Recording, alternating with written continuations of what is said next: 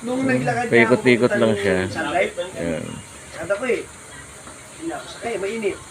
Naalala ko, nung pabalik ako dito. Usap nga. Medyo mabusisi rin pala yan, sir, no? Balik. Hindi ka din. Ang lapit pala doon.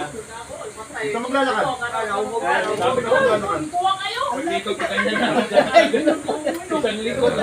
Gagano ka pa, gagano. Mahirap din pala. Tayo. Kinakasa isa-isa. Saan ako maglakad? Kasi banda mga alas 12 yun eh. Malino eh. Dahil pulo yung nalakad. Okay lang yan sa kanya. Oo nga. Traffic kasi. Kinakasa talaga. Kanina hindi eh. Anong tawag sa ganyang trabaho, sir? Ha?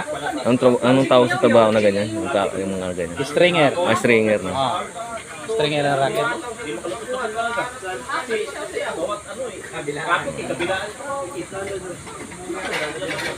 Mahirap din pala to. Akala ko madali. Dami kang adjust din. Hmm. Marami kasi yung skill to eh. Oo nga. Bubunot ng ngipin.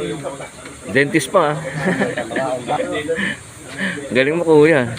Ganyan. Tapos yung mga buto mo na din naka-align, kaya niyan. Ah, pwede. Oh. Doktor na, dentist pa, no? Ang daming talent, ah. Sarap ang mga nakakalibang mo. Thank you, sir, ah. Salamat.